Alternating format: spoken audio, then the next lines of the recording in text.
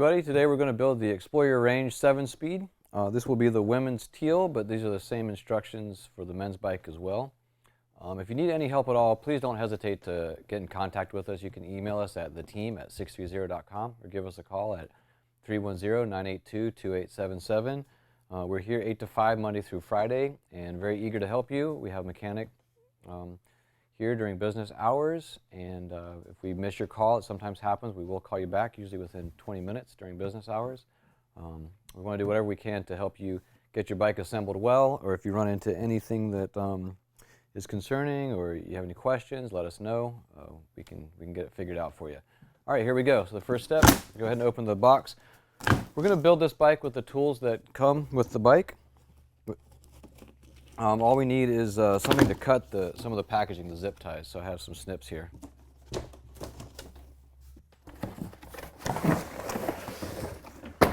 Pull the bike out here, turn it around like this.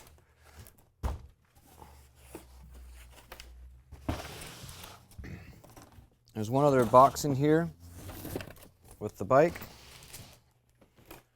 the parts box. We're going to open that really soon. But first, go ahead and start unpacking the bike. Go ahead and snip all the zip ties.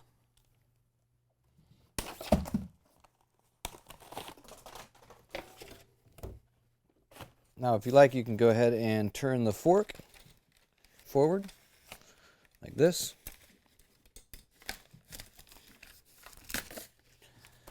In the bottom of the fork, there's a little piece of plastic that protects it during shipping. You can go ahead and throw that away.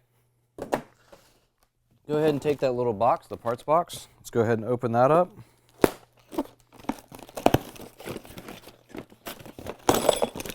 Show you what's in there. We have your pedals right here. The headset cover. It's just a cosmetic piece to make the bike look a little nicer. A couple reflectors. And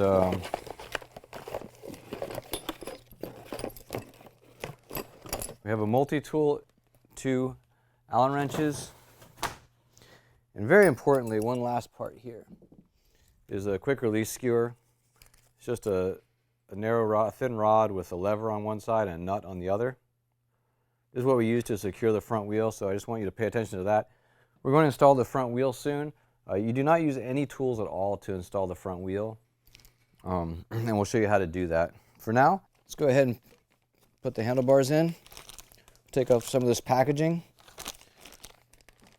I want to point out there's another piece of packaging right here on the stem that protects the bottom part of the stem right here. It looks like this. You need to pull that off of the stem in order for the stem to go into the bike. You want to arrange the cabling so it has the same flow that you'll see on the website. Sometimes it's a little bit twisted like this. When I had it, it was like this. When I brought it up like this, turn it, twist it around, and then flip it down in like this. If the stem still has this piece of packaging on it, it will not fit into the bike. So we'll take that packaging off. Just slip the handlebars in there. Now your brakes may be attached. I'm going to twist this fork around the other way. The cable got a little twisted around here like that.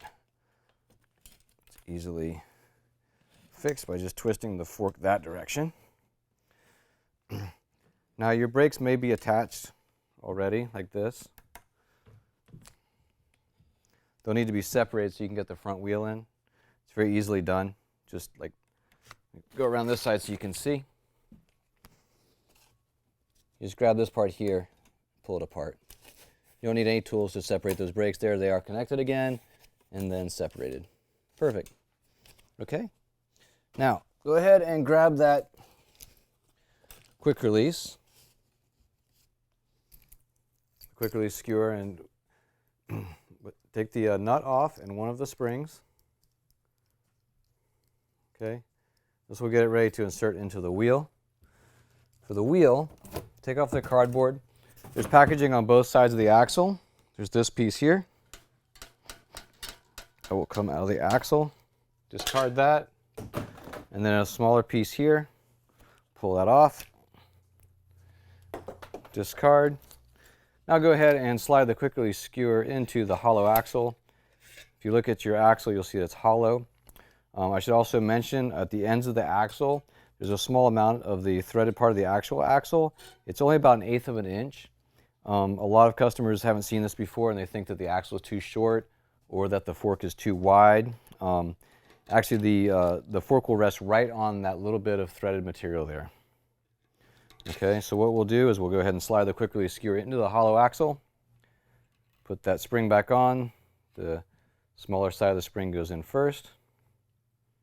And then put the nut on a couple turns.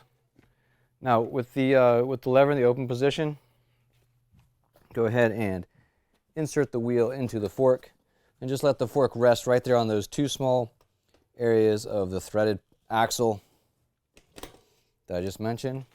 At this point, we can go ahead and put the kickstand down, then the bike really will hold itself for you. Okay, just like that. And we'll go ahead and adjust the quick release. I'm going to switch it like this because it doesn't matter which way the lever goes, but generally you want the lever on the left-hand side because most people are right-handed. And then we'll go ahead and tighten we'll go ahead and turn the skewer with the lever in the open position. Tighten that nut down until we start to feel just a little bit of resistance. And then we'll go ahead and we'll see if the skewer can tighten or not. It's a little bit easy, so I'll tighten a little bit more with the lever open and then close the skewer. Perfect. So when you close the lever on the skewer, it should give a little bit of resistance. It shouldn't be too easy, but also shouldn't be too hard. It will leave an impression in your palm that may last 2, 3, or a few more seconds. Go ahead and remove some more packaging here. Now, this is a good time to go ahead and put the pedals in. The pedals require a little note of their own. You should know that there's a right pedal and a left pedal, and it matters. The right side of the bike is the drivetrain side, and the left side is the other side. The right-hand pedal has regular threads, so when you turn it in to tighten it into the cranks, it is a regular clockwise movement that you're used to. However, the left pedal has left-hand thread, which is reverse threaded, so you'll turn it in a counterclockwise direction to tighten it in. Feels a little strange if you're used to turning in the clockwise direction. So let's go ahead, we'll put in the right one first. Go ahead and thread it in. You can usually just do it with your hand or fingers for most of it. And then once you get towards the end, we'll tighten it with the 15mm opening on the multi-tool. If you have your own tool set, you'll find that that makes it a lot easier. This tool set will suffice to get you going. It will be easier with a regular tool set, however. And then on the left-hand pedal, and we'll give you the detail here. Right now I'm turning it the opposite way that we're used to tighten it into something. We're going in the lefty-tighty direction. So turning counterclockwise, hand tight, and then go ahead and get that 15mm and you can crank down on that, give it what you got. Very nice. Okay, and now we can do the headset, the handlebars. Go ahead and take the headset cover, pull those handlebars back out, slip the headset cover onto the stem, slide the stem back into the headset there, get rid of that packaging for you, and we're going to tighten it down with the 7mm Allen wrench that was included. I like to do this standing over the front wheel, that way I can line the stem up with the front wheel.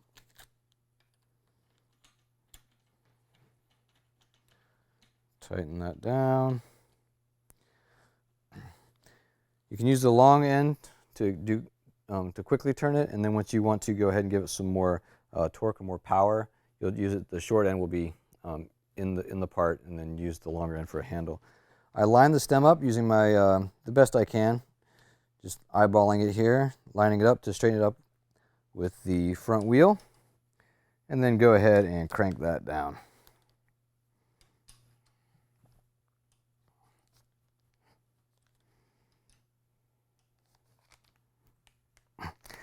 You want to give that, make that as tight as you can. This is most of the bolts and parts on a bike. They're not like a car. They aren't over-engineered to take lots and lots of torque. They're made to be light, and so it is possible to over-torque most bolts or screws on a bicycle. So you need to be careful to give just the right amount of torque. These two, the stem bolt here can be given all the torque that you can give it. It really needs to be nice and tight. Okay, so the stem is good. Now we want to adjust the handlebars. I'll go ahead and remove this packaging. On this one, there are 3 6mm bolts that hold the handlebar. We may switch to another style that just has one underneath, but it's the same thing. You're just going to loosen the bolt that holds the handlebar, or the bolts that hold the handlebar and the stem. Go ahead and just rotate it like that. See how I did that? It was like this, and then I just simply rotate it like that. And then all the cables are routed for you already. So it looks a little strange like that, and then you rotate it up like this, and then everything looks how it should. It's very nice like that. You can rotate this up or down depending on what you like best. We always start off as just as a rule of thumb with the grips level to the ground. When you're tightening these, on this one, if you get the 3-bolt model, you want to tighten these evenly. So don't just crank down on one and then get to the next and then the next. You want to go ahead and tighten one a little bit, tighten the next one a little bit, tighten the next one a little bit. Keep going around until you got it.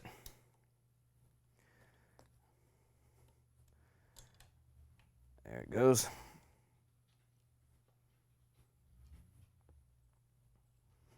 Outstanding.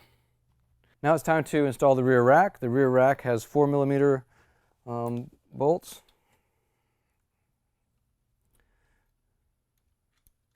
The 4mm Allen wrench should be included. On this one it was not. This is from existing inventory, but we have changed it to include the 4mm. But to install that rear rack, you'll need the 4mm Allen to loosen the screws here.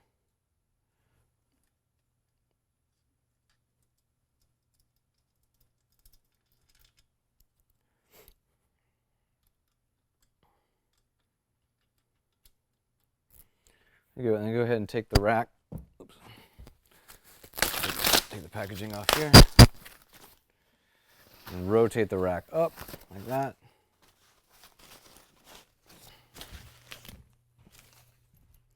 And then place the screws back in.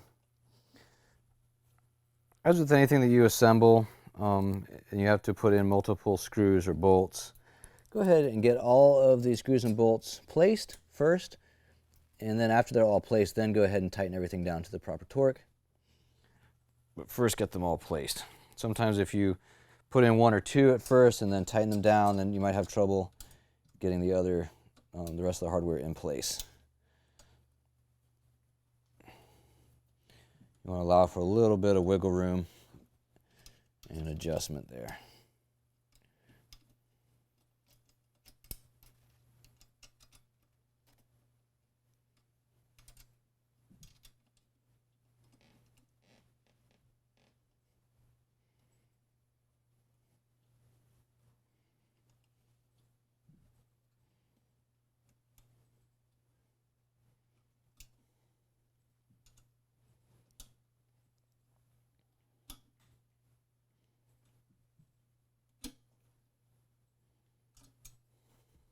Great. Okay, we're going to put the seat in now. The easiest thing though is to first go ahead and get the rear reflector. Use a Phillips screwdriver to loosen the reflector a little bit, and then go ahead and slip that onto the seat post.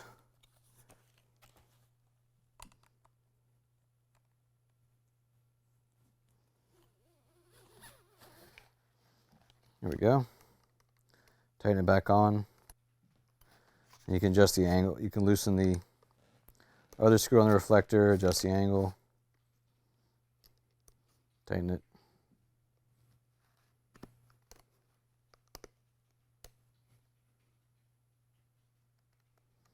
Okay, great.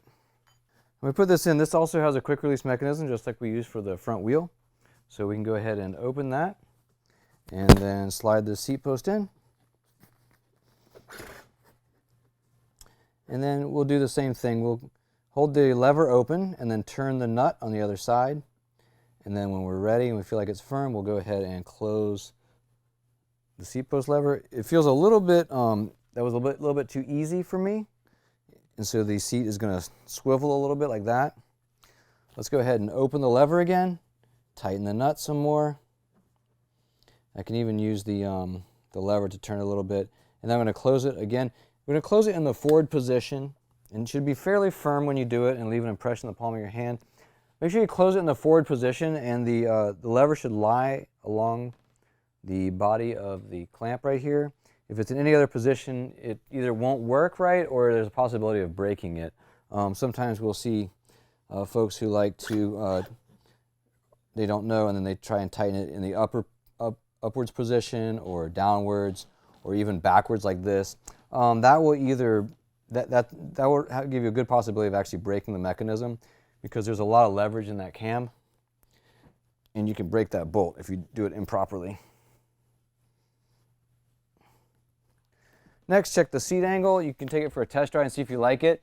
This one's already adjusted. It's really quite nice. It's about level. You want to look for level. This one could maybe point up just a little bit, in which case we would take a 6mm Allen. There we go.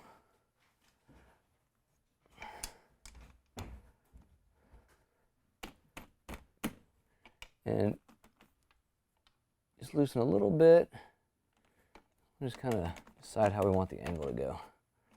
So you can, with different levels of looseness of this bolt here, you'll get the hang of it. You can kind of adjust it up and down however you like this. So we want it about level, and then when you go on your test ride, you'll know pretty soon whether you want it angled down a little bit more or maybe up a little more, or if how you had it works just right. You never really know until you take it out for a spin.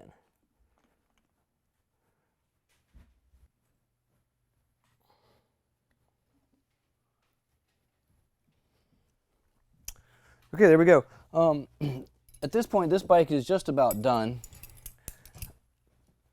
It's a pretty easy process. We will go ahead and put on the front reflector. We put on the front reflector now. This bike is almost done. Go ahead and loosen the screw on that one. Loosen the clamp. Open that around the handlebar. Put it in the around the handlebar and then tighten the screw back down.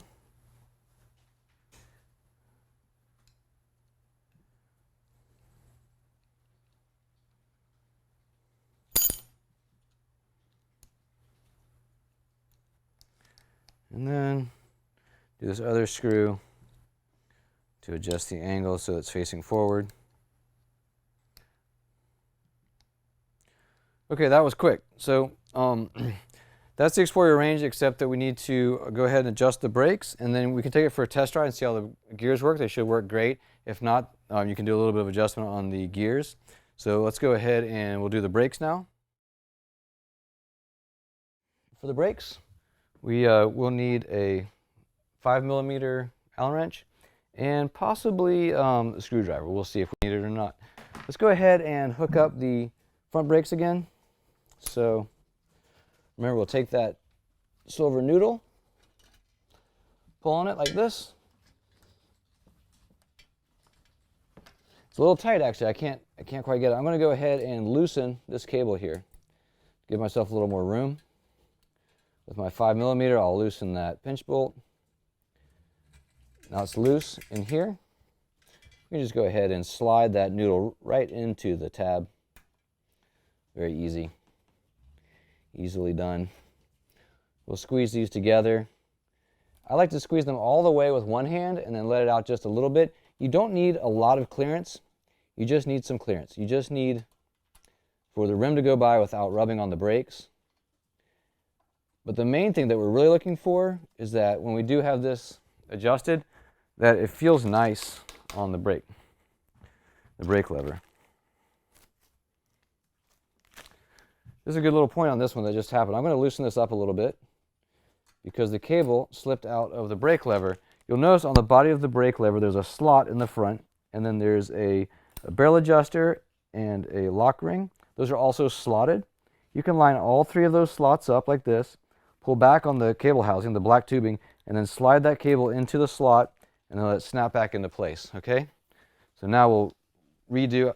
It's really good that happened. You guys got to see that. That happens occasionally. By the way, this is a really great way to loosen the cable from the brake if you need to. You can just, again, pull the cable housing out this way, slide it through those slots, and when you pull back on the brake lever, it'll unhook like this. So now the cable's free. We also have a video specifically on this so you can get closer detail shots. If you like, that's on our assembly page. Okay, so we'll go ahead and tighten that back up again.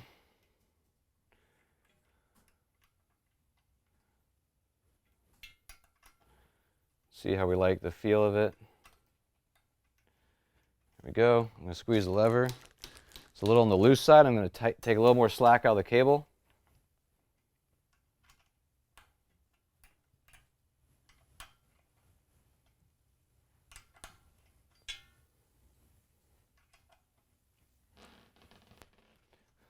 Squeeze a few more times. That feels nice. Let's adjust the pads themselves. The pads should be flush and lined up with the rim. The most important thing is that they have a lot of contact with the rim and are in no danger of touching the tire. I like to just push the pad right up against the rim all the way and then tighten it down in position. Also, a lot of times on any bike, the brakes can squeal a little bit. If that is happening to you, the way to fix that is that instead of having the brakes exactly parallel, they should be what's called toed in. They should be a little bit pigeon-toed so that the front part of the brake contacts the rim before the rest of the brake pad.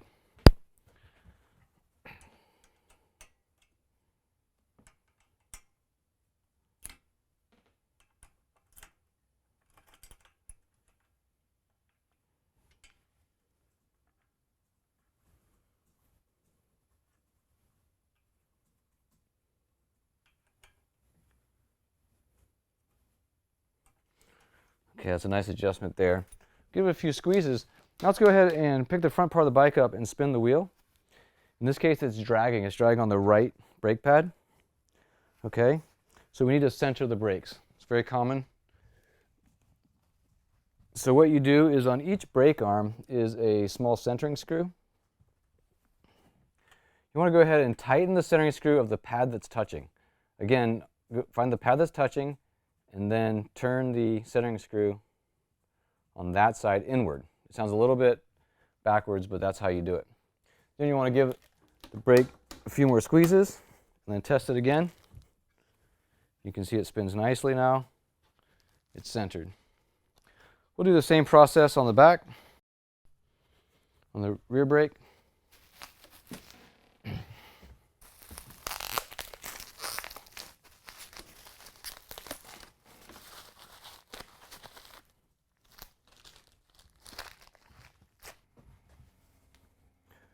Adjust the pads, make sure they're lined up with the rim.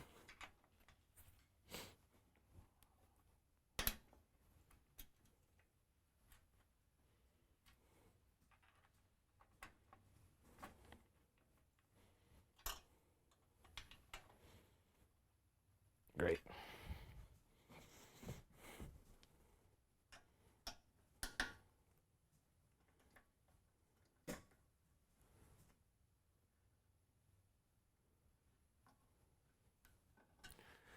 Nice. We'll see how the tension is.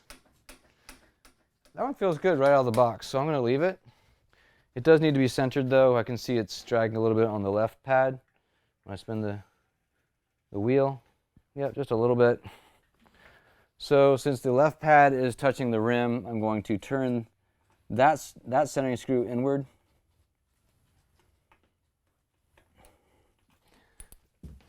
Give the pad a few squeezes, and then we'll test it again. You can see it's spinning freely now. Let's go ahead and adjust this shifter here. the Shimano Nexus 3-speed.